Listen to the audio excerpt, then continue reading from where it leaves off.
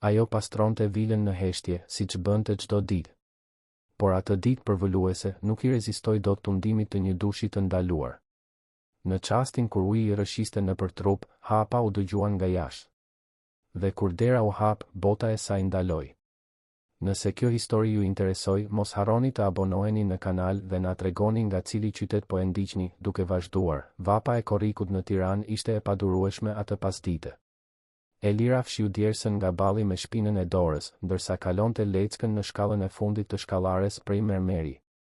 Gjunjët i dhimbnin, duart i ishin skuqur nga fërkimi i vazhdueshëm dhe uniforma gri i ngjitej pas trupit si një lëkurë e dytë e qullur. Ajo pa orën e murit të vilës dhe psherëtiu. Kishte kaluar ora 5 e pasdites dhe ajo ishte aty që prej orës 7 të mëngjesit. Shtëpia ishte gjigante. 3 kate luks dhe sofistikim të pastër, me mobilje të importuara, piktura që ajo as nuk guxonte t'i prekte pa kujdesin maksimal dhe një kopsh që dukej si i dal nga revista. Elira punonte aty prej 6 muajsh, që kur e kishte gjetur vendin e punës me ndihmën e një kushërire. Rroga ishte e mirë, më e mirë se çdo tjetër që kishte marrë ndonjëherë, por rutina ishte raskapitse. Të pastronte, të rregullonte, të gatuante, të lante. Gjithçka duhej të ishte pa asnjë të medh. I zoti i shtëpisë, zoti Ardian, ishte një burr kërkues, por i drejtë. Asnjëherë nuk e kishte trajtuar keq, asnjëherë nuk i kishte bërtitur. Në fakt, mezi i fliste. Ai jetonte i mbyllur në zyrën e tij ose udhëtonte për punë. Ishte sikur ajo të ishte e padukshme. Atë ditë, ai kishte udhëtuar për në Durrës në mëngjes. Do të qëndronte jashtë për 3 ditë, e kishte njoftuar. Elira ishte vetëm në shtëpi dhe kjo i sillte një ndjenjë të përzier lehtësimi dhe vetmie. Pa njeri që ta mbikëqyrte, ajo mund të punonte me ritmin e saj. Por kjo gjithashtu nënkuptonte se nuk kishte shoqëri, asnjë zë tjetër përveç të saj që kumbonte nëpër korridoret e zbrazta. Pasi mbaroi pastrimin e katit të parë, Elira u ngjit në katin e dytë. Dhoma kryesore ishte ambienti i fundit që mungonte. Ajo gjithmonë e linte për në fund, sepse ishte më e mundimshmja. Suita e zotit Ardian ishte e stërmadhe, me një garderobë më të madhe se dhoma ku ajo jetonte me të ëmën dhe vëllan e vogël në kombinat. Krevati Doppio ishte i rregulluar në mënyrë perfekte, si gjithmonë. Ai ishte një burr i organizuar, pedant. Ndonjëherë, Elira pyeste veten se si ishte jeta e tij. A ishte i lumtur? A i mungonte dikush në atë vilë të madhe? Ajo tundi kokën, duke larguar mendimet. Nuk ishte puna e saj. Detyra e saj ishte të pastronte, jo të filozofonte për jetën e të zotit të shtëpisë. Por kur hyri në banjën e suitës, Elira ndaloi për një çast. Ambienti ishte verbues. Mermer i bardhë kudo, një vask me hidromasazh, një dush me curil të shumtë që dukej si diçka nga një spa. Dhe ishte aq freskët aty brenda, fal kondicionerit që zoti Ardian e linte ndezur gjatë gjithë kohës. Elira ndjeu një thumbim ziliqarie. Ajo mezi kishte një dush të denjë në shtëpi. Uji i ngrohtë ishte një luks i rrallë. Ajo filloi të pastronte rubinetat, duke lustruar çdo detaj derisa të shkëlqenin. Vapa jashtë dukej se po shtohej dhe, edhe me kondicionerin, ajo e ndjente trupin t'i kërkonte një pushim. Ishte atëherë kur pa dushin dhe i lindi një mendim i ndaluar. Po sikur të bënte një dush të shpejtë? Vetëm për t'u freskuar? Zoti Ardian ishte larg, nuk do të kthehej deri pas nesër. Askush nuk do ta merrte vesh. Elira kafshoi buzën, e pavendosur. Nuk ishte e drejtë. Ajo e dinte këtë. Por tundimi ishte shumë i fortë. Trupi i dhimbte, lëkura i digjej nga vapa dhe ai dush dukej se ishte aty, ftues, duke e pritur.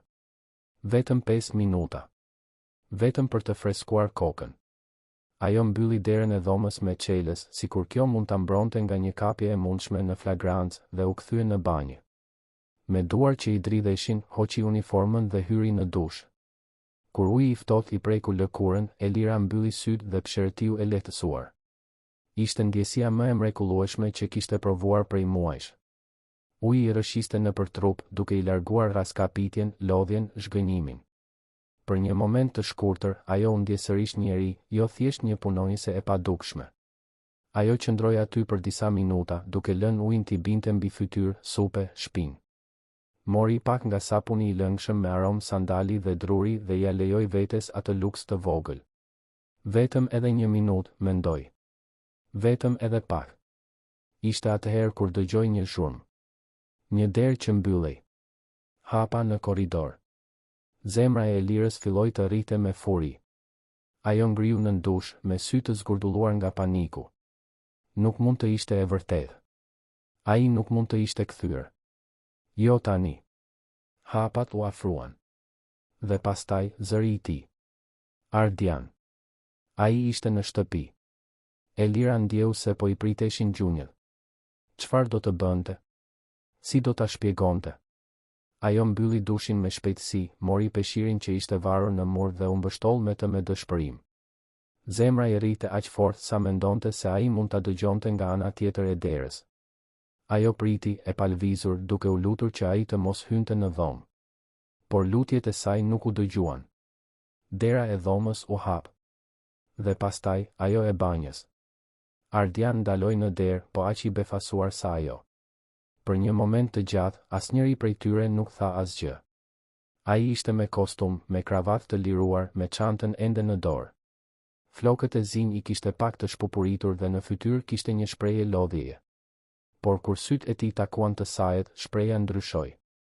Konfuzion, befasi dhe diçka tjetër që Elira nuk arriti ta identifikonte. Elira, zonjusha Elira, çfarë po bëni këtu? Zëri i tij ishte i ulët, i kontrolluar, por në ajër kishte një tension që ishte e pamundur të injorohej. Unë ju kërkoj ndjes, zoti Ardian. Nuk duhej, unë thjesht, vapa ishte e padurueshme dhe mendova, belbëzoi Elira, duke ndjer lotët t'i digjnin sy. E di që nuk kam justifikim. Do të largohem menjëherë. Mund të më mbani nga rroga, mund të më pushoni nga puna, e kuptoj. Ajo u përpoq të kalonte pranë tij, por Ardiani ngriti dorën duke i kërkuar të ndalonte. Nuk kishte zemërim në gjestin e tij, vetëm një mirësjellje të çuditshme. Prit, tha ai. Nuk ka nevojë të ikësh kështu. Elira ndaloi, ende duke u dridhur. Ajo e mbante peshirin fort, sikur të ishte e vetmja gjë që e mbante në këmbë. Ardiani bëri një hap prapa, duke i lënë hapësirë. Ai e shmangu shikimin me respekt. Vishuni. Pastaj flasim. Ai doli nga banja dhe mbylli derën. Elira mbeti aty, trullosur. Ai nuk kishte bërtitur. Nuk e kishte poshtëruar. Nuk i kishte kërkuar të largohej menjëherë. Kjo ishte e papritur. Dhe e frikshme. Me duar që i dridheshin, ajo veshi uniformën ende të lagur nga djersa dhe hapi derën ngadalë. Ardiani ishte ulur në koltukun pranë dritares, me fytyrën kthyer nga peizazhi i qytetit. Ai nuk e pa kur ajo hyri. Uluni, tha ai, duke i treguar cepin e krevatit. Elira u bind, ende e tensionuar. Ajo i mbajti duart të kryqëzuara në prehër, duke pritur më të keqen. Ardiani pshërtiu dhe më në fund u kthye nga ajo. Nuk do t'ju pushoj nga puna, tha ai. Nuk ishte diçka që e justifikon këtë. Elira rudhi syt, e habitur. Jo. Ai kaloi dorën nëpër flok, sikur po përpiqej të organizonte mendimet e veta. E kuptoj. Bën vap. Ju punoni shumë. E di këtë. Elira nuk dinte çfarë të thoshte. Ajo priste zemërim, indinjat, poshtërim. Por jo këtë. Jo mirë kuptim. Pse u kthyet, pyeti ajo, me zë të ulët. Mendova se do të qëndronit në Durrës deri të premten. Mbledhja u anulua, u përgjigj ai me një ton zhgënjimi. Probleme me kontratën. U ktheva më herët. Ai heshti për një moment dhe pastaj e pa me një shprehje tjetër. Nuk ishte shprehja e një shefi që shikonte një punonjëse. Ishte diçka më njerëzore. Më e afërt. Sa kohë keni që punoni këtu, Elira? 6 muaj, zotëri. Dhe unë kur nuk kam pyetur asgjë për ju, apo jo? Elira uli syt. Jo, zotëri. Ardiani pshërtiu përsëri. Më falni. Unë nuk jam shumë i zoti për të lidhur me njerëzit. Puna më konsumon. Dhe pas divorcit, unë disi u mbylla në vetvete. Por kjo nuk është justifikim. Elira ngriti shikimin, e befasuar. Ai po i kërkonte falje asaj? Ju nuk keni nevojë të kërkoni falje. Unë isha ajo që shkela hapësirën tuaj. Jo, tha ai, me një butësi të prerë. Ju nuk shkelët asgjë. Ju jeni njeri. Meritoni një dush të denjë. Meritoni të trajtoheni me dinitet. Midis tyre ra një heshtje e gjatë dhe e rëndë. Elira ndjente se diçka po ndryshonte në ajër, diçka që nuk arrinte ta emërtonte. Ishte sikur, për herë të parë, ai me të vërtet po e shite. Jo si pastruesen, por si gruan që ajo ishte. Dhe kjo ishte një kohësisht e frikshme dhe ngushëlluese. Ardiani u ngrit dhe eci drejt derës. Pushoni pak. Do të përgatis një kafe për të dy. Kur të jeni gati, zbrisni poshtë. Kafe? Për të dy? Elira nuk arrinte ta përpunonte atë që po ndodhte. Por ai tashmë kishte dalë duke e lënë vetëm në dhomë, me zemrën ende të përshpejtuar dhe mendjen plot pyetje që nuk dinte nëse duhej t'i bënte. Ajo qëndroi aty për disa minuta, duke u përpjekur të kuptonte se çfarë sapo kishte ndodhur. A ishte ky i njëjti burr që mezi e shikonte në korridore? I njëjti që jetonte i mbyllur në zyrë, i largët dhe i paarritshëm? Apo kishte diçka më shumë pas asaj fasade të ftohtë? Elira zbriti shkallët ngadalë, ende e pasigurt. Kur hyri në kuzhinë, gjeti Ardianin duke përgatitur kafe, me mëngët e këmishës të përveshura dhe kravatën të hedhur mbi banak. Ai dukej më i relaksuar, më njerëzor. Më pak shef, më shumë njeri. Uluni, tha ai, duke i treguar tryezën. Bisedojmë ndërsa pim kafe. Dhe kështu, mes filxhanëve me kafe të nxehtë dhe një heshtjeje që gradualisht po bëhej e rehatshme, Elira dhe Ardiani filluan të bisedonin me të vërtetë. Për jetën, për ëndrat, për vështirësitë e secilit. Ai foli për martesën e dështuar, për vetminë që ndjente në atë shtëpi të madhe. Ajo foli për luftën për të mbajtur familjen, për vëllain e vogël që përpiqej ta mbante larg rrugëve, për të ëmën që punonte si rrobaqepse për të plotësuar të ardhurat. Dhe atë pasdite me vap të padurueshme, diçka filloi të ndryshonte mes tyre.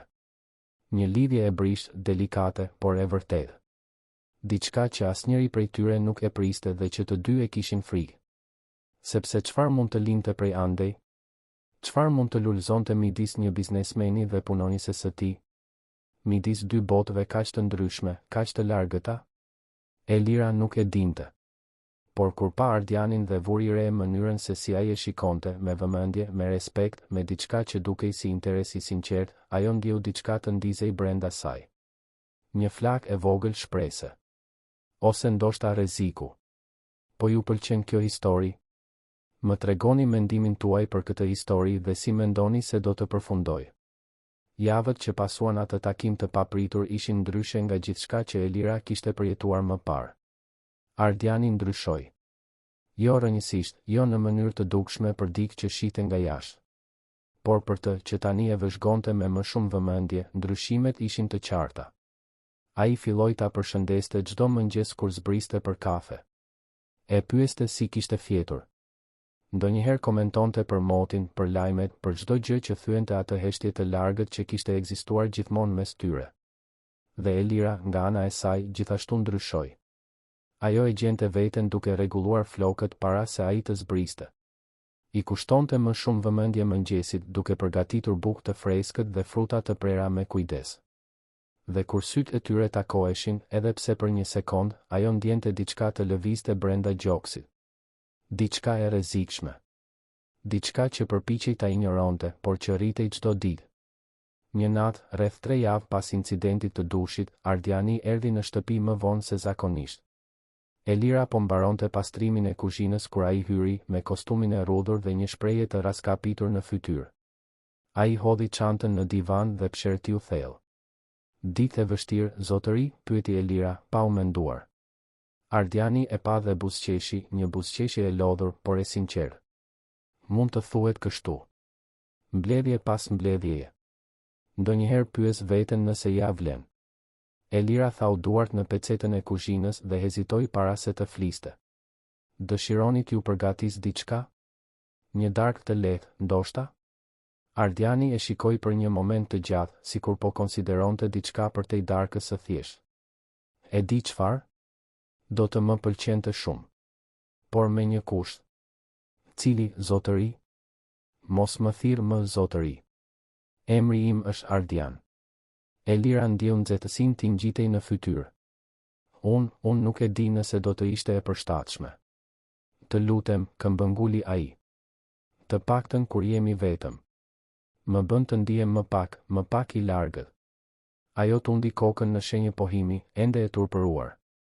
Në rregull, atëherë. Dhe ha darkë me mua, shtoi ai, duke e kapur në befasi. Nuk dua të ha vetëm sot. Elira mbeti pa fjalë. Të hante darkë me të? Në tryezë? Sikur të ishin të barabartë. Kjo po i kalonte të gjithë kufi. Por para se të mund të refuzonte. Ardiani tashmë po tërhiqte një karrige për të. Të lutem. E kam me gjithë mend. Ti punon gjithë ditën këtu. Meriton të ulesh dhe të hash siç duhet. Dhe kështu, për herë të parë, Elira darkoi në tryezë me Ardianin. Ajo përgatiti një risotto të thjeshtë, me disa perime që kishte në frigorifer dhe ata hëngrën në heshtje në fillim. Por gradualisht, biseda filloi të rrjedhë. Ai foli për presionin në punë, për ortakët që nuk e kuptonin vizionin e tij, për ndjesinë e të qenit i bllokuar në një jetë që nuk e kishte zgjedhur me të vërtetë. Ajo foli për vëllan, Besmirin, që ëndërronte të bëhej futbollist, por që duhej të studionte dhe nuk mund ta linte shkollën. Për të ëmën, zonjën Fatime, që qepte deri natën vonë për të paguar faturat. Ti je një grua e fortë, Elira, tha Ardiani, në fund të mbrëmjes. Më shumë se sa e imagjinon. Ajo buzëqeshi, e ndrojtur. Thjesht bëj atë që duhet bërë. Jo, këmbënguli ai. Ti bën më shumë se kaq. Ti kujdesesh për familjen tënde me përkushtim. Punon shumë. Dhe ende arrin të buzëqeshësh. Kjo është e admirueshme. Elira ndjeu gjoksin t'i shtrëngoi. Askush nuk ja kishte thënë kur këtë. Askush nuk e kishte parë kur në atë mënyrë. Faleminderit, përshpëriti ajo. Kur ajo shkoi të lante enët, Ardiani u ofrua ta ndihmonte. Elira u përpoq të refuzonte, por ai tashmë ishte pranë saj, duke tharë pjatat ndërsa ajo i lante. Ata punuan në heshtje, por ishte një heshtje e rehatshme, intime. Dhe kur duart e tyre u prekën teksa kalonin një pjatë, të dy ngrin për një sekondë. Syt u takuan. Dhe në atë moment, Elira e dinte se diçka po ndryshonte mes tyre. Diçka që nuk mund të injorohej për shumë kohë.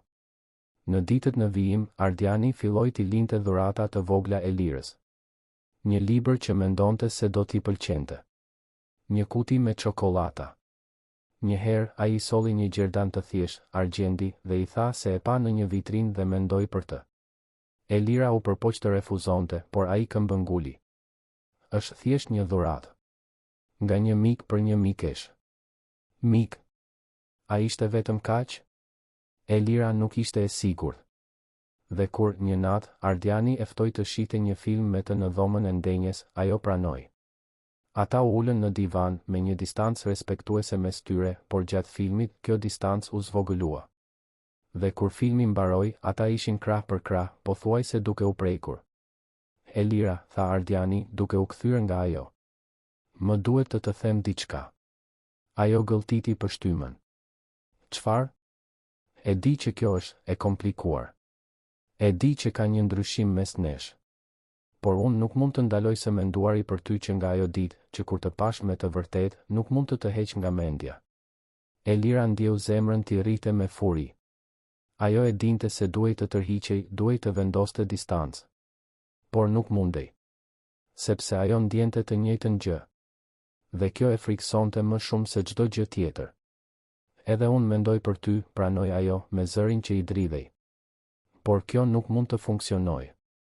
Ne jemi nga botë të ndryshme. Po sikur mua të mos më interesoj kjo, pyeti Ardiani, duke i kapur dorën. Po sikur të dua të provoj. Njerëzit do të gjykojnë. Familja jote do të gjykojë. Le të gjykojnë, tha ai, me një intensitet që e befasoi Elirën. Kam kaluar gjithë jetën duke bërë atë që të tjerët prisnin nga unë. U martova me gruan që familja ime zgjodhi. Ndërtova kompaninë që babai im donte. Jetova jetën që të gjithë planifikuan për mua. Dhe në fund, isha bosh. Por me ty, ndihem sërish i gjallë. Elira ndjeu lotët t'i digjnin sytë. Kam frikë, rrëfeu ajo. Edhe unë, pranoi ai. por ndoshta ja vlen të kesh frikë nëse është për diçka të vërtetë. Ai u afrua ngadalë duke i dhënë kohë të tërhiqej nëse donte. Por Elira nuk u tërhoq. Dhe kur buzët e tij prekën të sajat, gjithçka përreth u zhduk. Ishte një puthje e butë, e ngarkuar me emocion dhe pasiguri. Një puthje që vulosi diçka që të dy e dinin se nuk do të ishte e lehtë. Kur u ndan, Elira po dridhej. Çfarë do të bëjmë tani? Pyeti ajo. Ardiani i kaloi gishtin e madh nëpër fytyrë duke i tharë një lot që i kishte shpëtuar. Do ta zbulojmë së bashku. Por realiteti nuk vonoi të trokiste në derë. Një javë më vonë, Luani, miku më i mirë i Ardianit, u shfaq pa lajmëruar. Elira ishte në kuzhinë kur dëgjoi zërin e tij në dhomën e ndenjes. Luani ishte gjithçka që Ardiani nuk ishte, ekspansiv, i zhurmshëm, plot shaka dhe komente. Dhe kur e pa Elirën duke sjell kafe në dhomë, shpreha e tij ndryshoi. Kush është kjo? Pyeti ai me një buzëqeshje djallëzore. Elira. Ajo punon këtu, u përgjigj Ardiani i tensionuar. Luani ngriti një vetull. Punon këtu? Duket se është më shumë se kaq. Ardiani u ngrit duke e parë mikun në sy. Kujdes çfarë do të thuash, Luan. Por Luani nuk u trem. Ai u kthye nga Elira duke e parë nga kokat e këmbët me përbuzje. Kështu që ka puna tani? Po punson pastruese të lezetshme për të bërë shoqëri? Elira ndjeu poshtërimin t'i diqte fytyrën. Ajo vendosi tabakan në tryez dhe u kthye për të dalë. Elira, prit, thiri Ardiani, por ajo tashmë po dilte nga dhoma. Ajo u ngjit në dhomën e shërbimit, ku mbante gjërat e saj dhe u ul në krevat duke u përpjekur të përmbante lotët. Ajo e dinte se kjo do të ndodhte. E dinte se njerëzit do të gjykonin. Por ta dëgjoje atë ende dhimbte. Dera u hap dhe Ardiani hyri. Elira u ngrit duke fshirë fytyrën me shpejtësi. Më fal. Nuk duhej të reagoja ashtu. Unë thjesht. Jo, e ndërpreu ai duke i kapur duar. Ti nuk ke pse të kërkosh falje. Luani u tregua një idiot. Dhe unë tashmë ja kam bërë të qartë këtë. Elira e pa, e habitur. Çfarë i the? Që ti nuk je punonisja ime. Që ti je partnerja ime. Dhe që ai duhet të respektoj. Elira zgurdulloi syt. Ja the këtë? Ja thash. Dhe do t'ja them kujtdo që e vë në dyshim. Nuk më intereson se çfarë mendojnë, Elira. Më intereson ti. Ajo u hodh në krahët e tij duke qarë. Këtë herë, jo nga trishtimi, por nga lehtësimi. Sepse për herë të parë në jetë, dikush ishte në anën e saj. Dikush e mbronte. Dikush e shihte. Por deklarata e Ardianit për Luanin pati pasoja. Në ditët në vijim, motra e tij, Valbona, u shfaq në vil. Ajo ishte elegante, e ftohtë dhe qartësisht e bezdisur. Elira po rregullonte dhomën e ndenjes kur ajo hyri, pa trokitur. Pra, ti je e famshmja Elira, tha Valbona me një ton therrës. Gruaja për të cilën vëllai im po e bën veten qesharak. Elira u drejtua duke u përpjekur të ruante qetësinë. Më falni? Mos u bëj sikur nuk kupton. Luani më tregoi gjithçka. Mendon se mund të përfitosh nga dobësia e Ardianit? Mendon se mund t'i bësh një mashtrim? Unë nuk po përfitoj nga askush, u përgjigj Elira me zërin të prerë pavarësisht nervozizmit. Ah, sigurisht që jo, qeshi Valbona me sarkazëm. Një pastruese që papritur bëhet e dashura e shefit të pasur. Ç'histori origjinale. Elira ndjeu zemërimin t'i ngjitej. Unë e dua Ardianin. Dhe ai më do mua. Kjo nuk ka të bëj fare me paratë. Dashuri? Valbona tundi kokën. E dashur, dashuria nuk paguan faturat. Dhe ti e di shumë mirë këtë. Sa do ti për t'u larguar nga jeta e ti? Elira mbeti e shokuar. Si guxoni? Në atë moment, Ardiani hyri në dhomë. Ai kishte dëgjuar gjithçka. Valbona, dil nga shtëpia ime. Tani. Valbona u kthye nga ai. Ardian, je çmendur? Kjo grua është një oportuniste. Kjo grua ka emër. Dhe ti nuk ke të drejtë të vish këtu dhe ta thyesh. Valbona e pa vëllan, e pa besueshme. Je vërtet i gatshëm të hedhësh gjithçka poshtë për të? Po, u përgjigj Ardiani, pa hezituar. Dhe nëse ti nuk e pranon dot këtë, atëherë nuk ke pse të kthehesh më këtu. Valbona doli duke përplasur derën. Elira po dridhej. Ardiani e përqafoi. Më fal. Familja ime është e komplikuar. Ndoshta ata kanë të drejtë, përshpëriti Elira. Ndoshta kjo është çmenduri. Ose ndoshta është e vetmja gjë e drejtë që kam bërë ndonjëherë në jetë, u përgjigj ai. Dhe atë natë, ndërsa qyteti i Tiranës shkëlqente përmes dritareve të vilës, Elira dhe Ardiani ju dorëzuan njëri tjetrit për herë të parë. Ishte intensive, emocionale dhe vullosi një bashkim që të dy e dinin do të testoj shumë herë ende. Por në atë moment, asgjë tjetër nuk kishte rëndësi. Vetëm ata. Vetëm ajo dashuri e pamundur që kishte lindur nga një dush i ndaluar dhe ishte shndërruar në diçka shumë më të madhe se sa secili prej tyre mund ta imagjinonte. 2 muaj kaluan që kur Elira dhe Ardiani e pranuan publikisht lidhjen e tyre. Jeta në vil kishte marrë konture të reja. Elira nuk ishte më punonjësja e pastrimit, ishte partnerja. Ardiani këmbënguli që ajo të punsonte dik për ta ndihmuar me pastrimin, por Elira rezistoi. Ajo nuk ndiej rehat duke u shërbyer, jo kur ende e shihte veten si atë vajzën nga kombinati që pastronte shtëpi për të mbijetuar. Por gradualisht, ajo filloi t'ia lejonte vetes të zinte hapësira të tjera në atë shtëpi. Darkonte në tryezë me Ardianin çdo ditë. Flinte pranë tij. Kishte zë në vendime. Por jo gjithçka ishte lule. Familja e Ardianit ishte larguar plotësisht. Valbona nuk shkeli më në atë shtëpi. E ëma, zonja Drita, një zonjë elegante dhe tradicionale, i telefononte Ardianit her pas here, por gjithmonë e mbyllte bisedën me një koment acid për zgjedhjet e tij. Dhe ja ti, që tashmë ishte i largët, u bë praktikisht i padukshëm. Elira e ndjente peshën e kësaj mbi Ardianin. E shite të tensionuar, të shqetësuar, edhe kur përpiqej ta fshite. Dhe faji e konsumonte. Apo ja shkatëronte familjen? A do të pendoj një ditë që zgjodhi të qëndronte me të? Ishte një mëngjes marsi, ndërsa përgatiste kafen që Elira ndjeu një të përzier të papritur. Ajo vrapoi në banjë dhe volli. Kur u kthye në kuzhinë, ishte e zbedh. Ardiani e pa, i shqetësuar. Je mirë? Pyeti ai, duke u ngritur dhe duke shkuar drejt saj. Mendoj se ishte diçka që hëngra dje, u përgjigj ajo, duke u përpjekur të fshihte të vërtetën. Por të përzierat u kthyen në ditët në vijim. Dhe me to, erdhi dyshimi. Elira bleu një test shtatzënie në farmaci dhe e bëri fshehurazi në një moment kur Ardiani ishte në punë. Kur rezultati u shfaq, ajo ndjeu se bota po i rrotulloi. 2 vija. Pozitiv. Ajo ishte shtatzën. Elira u ul në dyshemen e banjës me testin në dorë dhe qau. Nuk e dinte nëse ishte nga frika, nga lumturia, nga paniku. Ndoshta ishte gjithçka bashk. Si do t'ia thoshte këtë Ardianit? Si do të reagonte ai? Po familja e tij? Kjo vetëm sa do t'i përkeqësonte gjërat. Ajo e fsheu testin dhe kaloi ditët në vijim duke u përpjekur të gjente guximin për t'i treguar. Por frika e paralizonte. Dhe Ardiani filloi të vinte re se diçka nuk shkonte. Ajo ishte e largët, e heshtur, ndryshe. Një natë, ai e ballafaqoi. Elira, çfarë po ndodh? Po më shmang. Nuk po të shmang, gënjeu ajo. Po më shmang. Ai i kapi duart.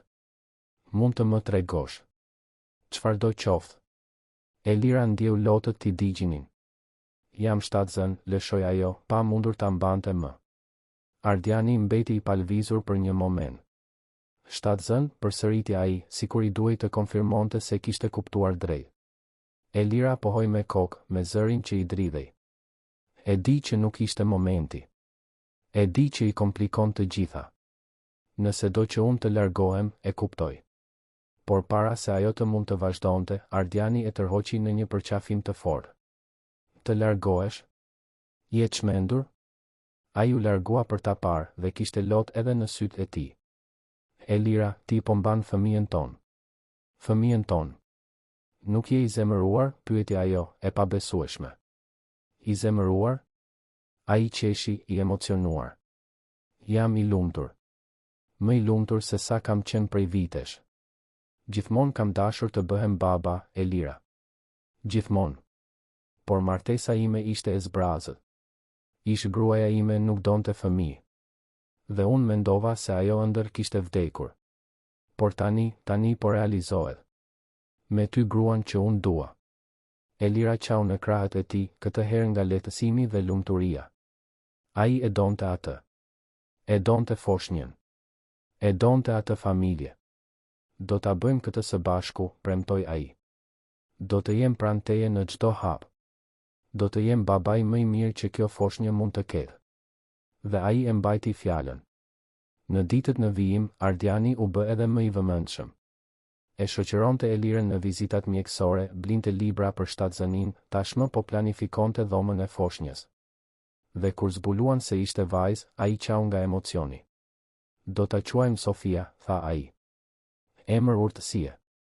Sepse ajo do të na ndryshojë jetën në mënyra që as nuk i imagjinojmë ende.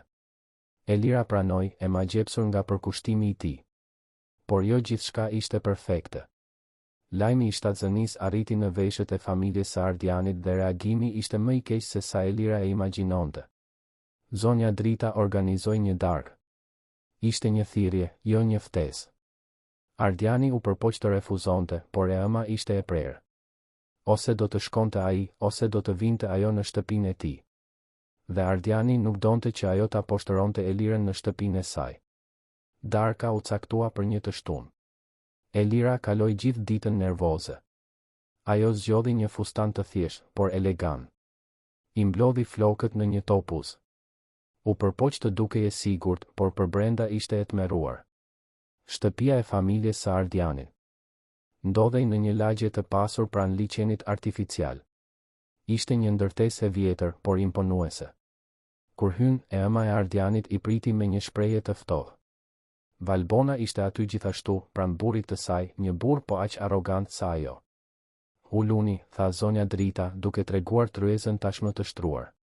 Darka filloi në një heshtje të sikletshme. Askush nuk fliste, përveç komenteve sipërfaqësore për ushqimin. Ishte Valbona ajo që theu heshtjen. Pra, Elira, filloi ajo me një buzëqeshje false.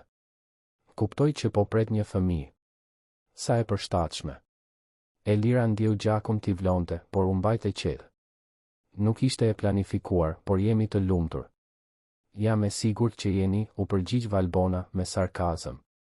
Sidomos ti duhet të jetë ngushëlluese të dish se je e siguruar financiarisht tani.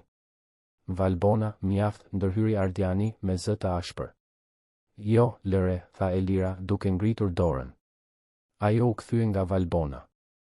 Ti mendon se ngela shtatzën me qëllim? Se bëra një mashtrim? E po, më lër të them diçka. Unë nuk kam nevojë për paratë e Ardianit.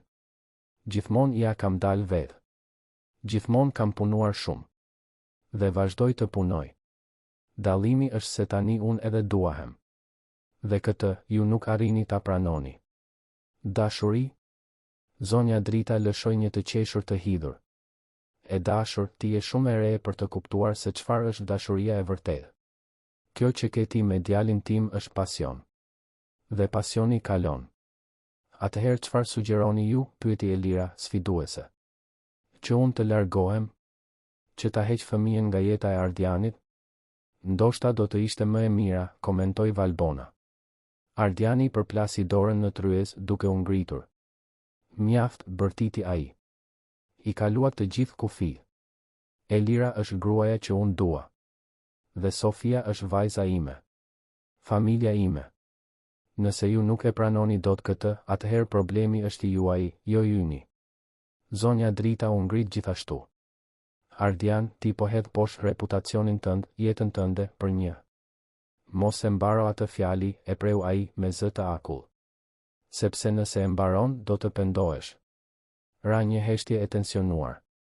Burri i Valbonës shikonte pjatën, i zënë ngushtë. Valbona ishte me fytyrën të kuqe nga zemërimi. Dhe zonja Drita duke je shokuar nga reagimi i të birit. Ishte Elira ajo që foli, me zë të prerë. Zonja Drita, unë e kuptoj që ju nuk më pranoni. E kuptoj që ju mendoni se nuk jam mjaftueshëm e mirë për djalin tuaj. por unë nuk jam këtu për të kërkuar miratim. Unë jam këtu sepse Ardiani donte që unë të vija. Dhe sepse kjo fëmijë, ajo vendosi dorën në barkë, është mbesa juaj. Dhe ajo meriton të njohë familjen e babait të saj. Por nëse ju nuk doni të jeni pjesë e jetës së saj, ne do ta kuptojmë. Dhe do të vazhdojmë përpara. Ajo u ngrit dhe Ardiani bëri të njëjtën gjë. Ata dolën nga ajo shtëpi pa parë prapa. Në makinë, Elira qau. Jo nga trishtimi, por nga raskapitja emocionale. Më fal, tha ajo. Nuk duhej të flisja në atë mënyrë. Ishe perfekte, u përgjigj Ardiani duke i kapur dorën. E guximshme. Dinitoze. Gjithçka që ata nuk ishin. Po sikur ata të mos e pranojnë kurrë, atëherë do të ndërtojmë familjen tonë. Ti, unë dhe Sofia. Dhe kjo do të jetë e mjaftueshme. Por thellë, Elira e dinte se Ardiani po vuante nga largimi i familjes. Dhe kjo e lëndonte më shumë se çdo fyerje që mund të merrte. 2 javë më vonë, ndodhi diçka e papritur. Zonja Drita u shfaq në vil. Ishte vetëm, pa Valbonën, pa atë ajrin superior të zakonshëm. Ajo dukej e brisht. Elira, mund të flas me ty, kërkoi ajo. Elira hezitoi, por pohoi me kokë. Ato u ulën në dhomën e ndenjes. Zonja Drita pshertiu thellë. Erdha të kërkoj falje. Për darkën. Për gjërat që thash. Unë gabova. Elira mbeti e habitur. Gabuat? Po. Zonja më e moshuar fshiu sytë. Gjithmonë kam dashur më të mirën për Ardianin. Gjithmonë jam përpjekur ta mbroj. Dhe kur ai u divorcua, mendova se ai kishte dështuar. Por unë gaboja. Dështimi ishte martesa që unë dhe babai i tij i imponuam. Jo ai. Elira nuk dinte çfarë të thoshte. Zonja Drita vazhdoi. Dhe kur u shfaqe ti, pata frikë. Frikë se mos lëndohej përsëri. Por unë pash mënyrën se si ai të shikon ty dhe është ndryshe. Është e vërtetë. Ai kur nuk e ka parë ish gruan e tij në atë mënyrë. Ajo kapi dorën e Elirës. Ti je e mirë për të. Dhe unë gabova që të gjykova. Më fal. Elira ndjeu lotët t'i rridhnin. Faleminderit. Që e tha të këtë. Do të doja të isha pjesë e jetës suaj. Dhe e jetës së Sofisë. Nëse ma lejoni. Elira pohoi me kokë. Sigurisht që po. Kur Ardiani erdhi në shtëpi dhe pa të ëmën aty, u tensionua. Por kur Elira i shpjegoi, ai e përqafoi të ëmën. Dhe për herë të parë pas muajsh, zonja Drita qau në krahët e të birit. Pajtimi ishte i ngadalt, por i vërtetë. Valbona ishte ende rezistente, por edhe ajo filloi të lëshonte pe kur lindi Sofia. Sepse është e pamundur t'i rezistosh një foshnjeje. Dhe kështu, mes lotësh, konfliktesh dhe kapërcimesh, familja e improvizuar e Elirës dhe Ardianit filloi të formohej. Nuk ishte perfekte. Por ishte e vërtetë. Dhe ishte e tyre. Shtatzënia e Elirës ishte e qetë, por muajt e fundit ishin plot pritje intensive. Ardiani nuk i ndahej. Përgatiti dhomën e Sofis me gjithë kujdesin, duke lyer muret me një nuancë të butë roz dhe duke e mbushur hapësirën me arusha pelushi dhe libra për fëmijë. Ai i lexonte barkut të Elirës çdo natë, histori për princesha të guximshme dhe aventura fantastike. Dhe Elira e vëzhgonte, e dashuruar, duke e ditur se ai do të ishte një baba i mrekullueshëm. Zonja Drita gjithashtu u bë një prani e vazhdueshme. Ajo e ndihmonte Elirën me blerjet për foshnjën, i jepte këshilla për amësinë dhe, gradualisht, ndërtoi një marrëdhënie të vërtetë me nusën e saj. Valbona ishte ende e ftohtë, por shfaqej her pas here, duke sjellë dhurata për mbesën që pritej të lindte. Ishte një natë qershori, ndërsa shihnin një film që Elira ndjeu kontraktimin e parë. Ajo shtrëngoi dorën e Ardianit duke marrë frym thellë. Mendoj se erdhi koha, tha ajo. Ardiani u kap nga paniku. Ai vrapoi të merrte çantën që ishte gati prej javësh, u pengua në këmbën e tij, i ran çelsat e makinës 2 herë. Elira qeshte, edhe me dhimbjen. Të shihej atë burr gjithmonë kaq të kontrolluar në dëshpërim total, ishte njëkohësisht qesharake dhe ngushëlluese. Në spital, Ardiani nuk ja lëshoi dorën as për një sekondë. Ai I fshinte djersën nga balli, I përshpëriste fjalë inkurajuese, qante bashkë me të në çdo kontraktim. Dhe kur Sofia më në fund lindi, me një të qartë të fortë dhe të shëndetshme, Ardiani I preu kordonin ombelikal me duart që I dridheshin nga emocioni. Është perfekte, përshpëriti ai, duke mbajtur të bien për herë të parë. Ajo është mrekullia jon. Elira e vëzhgonte, e raskapitur por e lumtur, duke e ditur se kishte bërë zgjedhjen e duhur. Ai burr, që një ditë ishte vetëm shefi I saj, tani ishte dashuria e jetës së saj. Dhe së bashku, ata kishin krijuar diçka të bukur. Muajt e parë me Sofin ishin intensiv. Net pa gjumë, pelena, ushqyerje çdo 2 orë. Por Ardiani ishte aty për gjithçka. Ai ndëronte pelena, e përkundte Sofin kur qante, zgjohej në mes të natës për të ndihmuar Elirën. Dhe në fundjavë, zonja Drita shfaqej për t'i dhënë çiftit një pushim. Ishte në një nga këto fundjava, kur Sofia ishte 3 muajshe, që Ardiani planifikoi diçka të veçantë. Ai I kërkoi të ëmës të qëndronte me foshnjën dhe I tha Elirës se donte t'i tregonte diçka. E intriguar, Elira u ngjit me të në suitën kryesore. I njëjti vend ku gjithçka kishte filluar. Kur hyri në banjë, Elira zgurdulloi syt. Dyshemeja ishte e mbuluar me petale trëndafili. Qirin aromatik ndriçonin ambientin. Dhe në qendër, një kuti e vogël kadifeje. Ardian, çfarë është kjo? Pyeti ajo, me zërin që I dridhej. Ai ul në gjunjë, duke marrë kutin. Elira, gjithçka filloi këtu. Në këtë banjë. Atë ditë kur ti bëre një dush dhe unë erdha më herët. Dhe mendova se do të ishte thjesht një ditë e zakonshme. Por ishte dita që ndryshoi jetën time. Sepse unë të pash. Me të vërtetë. Dhe që atëherë, çdo ditë pranë teje ka qenë një bekim. Ai hapi kutin, duke zbuluar një unaz fejese. Elira, a do të martohesh me mua? A do të ndërtosh një jetë me mua? Zyrtarisht. Për gjithmonë? Elira qau, duke qeshur në të njëjtën kohë. Po. 1000 herë po. Ai I vendosi unazën në gisht dhe e puthi. Ishte një moment magjik, I ngarkuar me emocion dhe kuptim. Sepse gjithçka kishte filluar aty. Dhe tani, gjithçka po vulosej aty. Dasma u caktua për 2 muaj më vonë. Ishte një ceremoni intime në një agroturizëm të bukur në kodrat e Petrelës. Vetëm familjar të afërt dhe disa miq. Sofia ishte shoqëruesja e vogël, e mbajtur nga zonja Drita deri në altar. Valbona ishte aty dhe madje solli një dhuratë. Luani, miku I Ardianit që kishte qenë kaq I vrasht në fillim, I kërkoi falje publikisht Elirës dhe u ofrua të ishte kumbar. Kur Elira hyri në kishës me një fustan të bardhë të thjesht por elegant, Ardiani nuk mundi t'i përmbante lotët. Dhe kur shkëmbyen unazat, ai përshpëriti, faleminderit që më mësove se çfarë është dashuria e vërtetë. Festa ishte e gjallë, plot muzikë, kërcim dhe të qeshura. E ëma e Elirës, zonja Fatime, qau gjatë gjithë kohës, e emocionuar që e shihte të bien kaq të lumtur. Vëllai, Besmiri, bëri një fjalim qesharak, duke treguar histori nga fëmijëria e Elirës që e bën atë të skuqej nga turpi. Dhe zonja Drita ngriti një dolli për çiftin e ri, duke thënë se ishte krenare për të birin që kishte zgjedhur me zemër. Dukej se më në fund, pas kaq shumë lufte, Elira dhe Ardiani kishin gjetur paqen e tyre. Por jeta rallëherë është kaq e thjeshtë. 3 muaj pas dasmës, një burr u shfaq në derën e vilës. Ishte I gjatë, me mjekër të paruar dhe rroba të vjetruara. Kur Elira hapi derën, ajo ngriu. Arben, përshpëriti ajo, e pabesueshme. Ishte ish I dashurisë saj. Burri që kishte dashur vite më parë, para se të bëhej punonjëse pastrimi.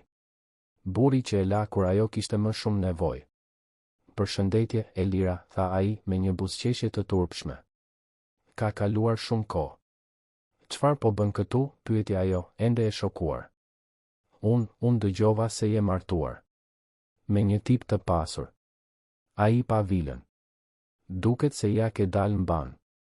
Elira ndjeu zemërimin ti ngjitej. Ke guxim të vish këtu, pas vitesh, dhe të lësh të kuptohet se kam bërë një mashtrim? Nuk ishte kjo që doja të thoja. Ai pshertiu. Dëgjo, Elira, unë gabova me ty gabova rënd. Dhe doja të kërkoja falje. Dhe ndoshta të flisnim për ne. Ne? Nuk ekziston më ne, Arben. Ti më braktise kur isha në momentin më të keq të jetës sime. Dhe tani që jam e lumtur, ti shfaqesh? Në atë moment, Ardiani erdhi. Ai pa burrin në derë dhe shprehjen e Elirës. Diçka nuk shkon, pyeti ai, duke qëndruar pranë gruas së tij. Arbeni pa Ardianin dhe pastaj Elirën. Ky është burri yt? Po, u përgjigj Elira duke ndërthurur gishtat me të Ardianit. Ardian, ky është Arbeni. E kaluara ime. Ardiani e kuptoi menjëherë. Mendoj se është më mirë të largohesh, i tha ai Arbenit me vendosmëri por pa agresivitet. Doja vetëm të flisja me të, këmbënguli Arbeni. Dhe ajo tashmë e bëri të qartë se nuk do, u përgjigj Ardiani. Respektoje këtë. Arbeni e pa Elirën për herë të fundit. Ke ndryshuar, Elira. Po, kam ndryshuar, u përgjigj ajo. Jam rritur. Mësova ta vlerësoj veten. Dhe gjeta dikë që më vlerëson gjithashtu. Diçka që ti nuk e bëre kurrë. Arbeni uli kokën dhe u largua. Kur dera u mbyll, Elira ndjeu se po i priteshin gjunjët. Ardiani e mbajti. Kush ishte ai, pyeti ai me butësi. Dikush që kam dashur shumë kohë më parë. Dikush që më lëndoi. Elira pa Ardianin. Por ai nuk ka më rëndësi. Ti je e tashmja ime. Dhe e ardhmja ime. Ardiani e puthi. Dhe unë do të bëj gjithçka për të qenë i denjë për këtë çdo ditë. Shfaqja e Arbenit e tronditi Elirën në ditët në vijim. Jo sepse ajo kishte ende ndjenja për të, por sepse i solli në mendje kujtime të dhimbshme. Ajo kujtoi ditët e vështira, poshtërimin, vetmin. Dhe kuptoi se sa shumë ishte rritur që atëherë. Një natë, ajo ishte në verandë me Sofin në krah kur Ardiani u ul pranë saj. Je mirë, pyeti ai. Jam. Ajo pa të bien. Po mendoja se sa qesharake është jeta. Një vit më parë, isha një punonjëse pastrimi e padukshme, pa të ardhme, pa shpresë. Dhe sot, jam grua, nën, kam një familje. Gjithçka për shkak të një dushi. Ardiani qeshi. Një dush që ndryshoi gjithçka. A pendohesh, pyeti Elira, duke u kthyer nga ai. Që më zgjodhe mua? Që u përballe me familjen tënde? Që ndërtove këtë jetë me mua? Ardiani i kapi fytyrën.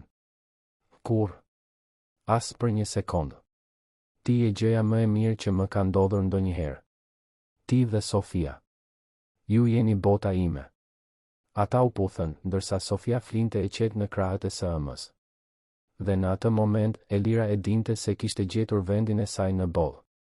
Nuk ishte në vil, nuk ishte në luks. Ishte në krahët e atij burri. Pranë asaj familjeje. Duke ndërtuar një jetë të bazuar në dashuri, respekt dhe bashkëpunim. Vitet kaluan. Sofia u rrit, u bë një vajzë inteligjente dhe e dashur. Valbona u afrua dhe u bë Tezja më e përkëdhelur. Zonja Drita u bë gjyshja më e përkushtuar që Sofia mund të kishte. Dhe Elira e Ardiani u plakën së bashku, gjithmonë dorë për dore, gjithmonë njëri pranë tjetrit. Pati ditë të vështira. Debate. Momente dyshimi. Por dashuria gjithmonë mbizotëroi. Sepse ajo që ata kishin ishte e vërtetë. Ishte e thellë. Ishte për gjithmonë. Dhe gjithçka filloi me një dush. Një dush i thjeshtë që transformoi dy jetë dhe dëshmoi se dashuria mund të lindë në vendet më të papritura. Që barrierat sociale mund të shemben kur ka guxim. Dhe që, ndonjëherë, mrekullitë më të mëdha fillojnë me gjestet më të vogla. Elira nuk u ndje më kurrë e padukshme. Ardiani nuk u ndje më kurrë bosh. Dhe Sofia u rrit në një shtëpi plot dashuri, duke e ditur se ekzistenca e saj ishte prova më e madhe se dashuria e vërtet gjithmonë fiton. Fundi i historisë të dashur dëgjues, shpresojmë që historia e Elirës dhe Ardianit t'ju ketë prekur zemrën. Nëse u emocionuat me këtë udhëtim kapërcimi, dashurie dhe guximi, lini një pëlqim, abonohuni në kanal dhe na tregoni në komente se çfarë ju la më shumë mbresa. Çdo ditë, ne sjellim histori intensive si kjo, që zbulojnë anën më të thellë të shpirtit njerëzor, histori që flasin për transformim, familje dhe forcën e dashurisë së vërtetë. Ju presim në episodin e ardhshëm, ku një histori e re do t'ju emocionojë dhe do t'ju bëjë të reflektoni mbi rrugët e papritura të jetës.